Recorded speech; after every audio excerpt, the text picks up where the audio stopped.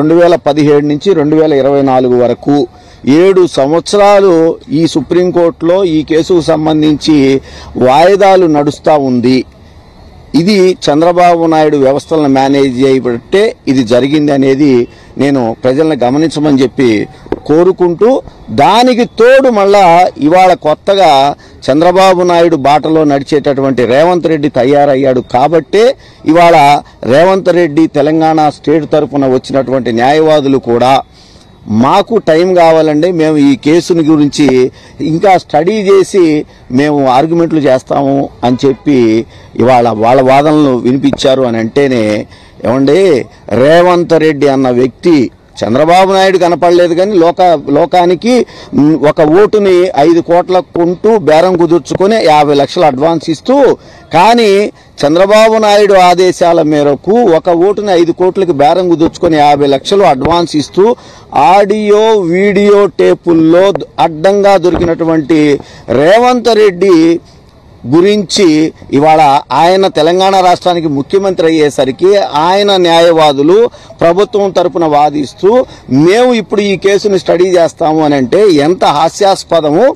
లేదా న్యాయాన్ని తప్పుదారి పట్టించడానికి, రేవంత్ రెడ్డిని కాపాడటానికి, రేవంత్ రెడ్డి మళ్ళా చంద్రబాబు అడుగుజాడల్లో నడిచే మనిషి కాబట్టి ఆయన వ్యవస్థలను మేనేజ్ చేయడానికి ఈ టైంను కోరుకున్నాడు అనేదాన్ని ప్రజలు గమనించమని చెప్పి కోరుకుంటా ఉన్నా. నేను అన్న మాటలు కరెక్ట్ కాకపోతే రేవంత్ రెడ్డి అనే మనిషి ఇవాళ ఎస్ మేము కూడా ఆర్గ్యుమెంట్కి రెడీయే, మీరు ఇవాళ వచ్చినటువంటి ఈ కేసు మేము వాదనలు వినిపిస్తామని ఎందుకు ధైర్యంగా చెప్పలేకపోయాడు? ఉల్టా ఇవాళ ఈ కేసు వినటానికి లేదు, ఈ కేసును వాయిదా వేయండి అని చెప్పి కోరటం అనేది ఇవాళ ప్రజలు గమనించమని చెప్పి కోరుకుంటా ఉన్నా. అదేవిధంగా చంద్రబాబు నాయుడు న్యాయవాదులు కూడా ఇలాగనే రేవంత్ రెడ్డి న్యాయవాదులతో కుమ్మక్కయ్యి ఇద్దరు, చంద్రబాబు న్యాయవాదులు రేవంత్ రెడ్డి న్యాయవాదులు ఇద్దరు కూడా కలిసి ఇవాళ వాదించడం, చంద్రబాబు నాయుడు న్యాయవాదులు కూడా సార్ మాకు ఇంకా టైం కావాలండి, మేము ఇంకా స్టడీ చేస్తామని అంటా ఉన్నారు అని అంటే, చంద్రబాబు నాయుడు రేవంత్ రెడ్డి ఏ విధంగా ఒక ఓటుని 5 కోట్లకి బేరం కుదుర్చుకొని 50 లక్షలు అడ్వాన్స్ ఇస్తూ ఆ రోజున దొరికిపోయి 7-8 సంవత్సరాలు దాటినా కూడా ఇంకా ఈ కేసును సాగదీయాలి. ప్రజలు ఎలాగూ చూశారు, అయితే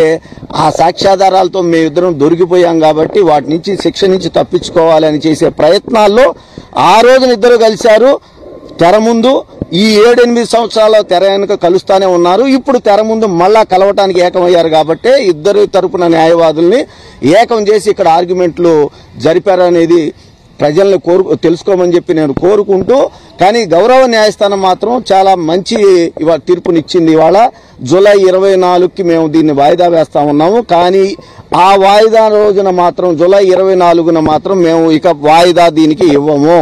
ఇది ఆర్డర్లో రాస్తాము.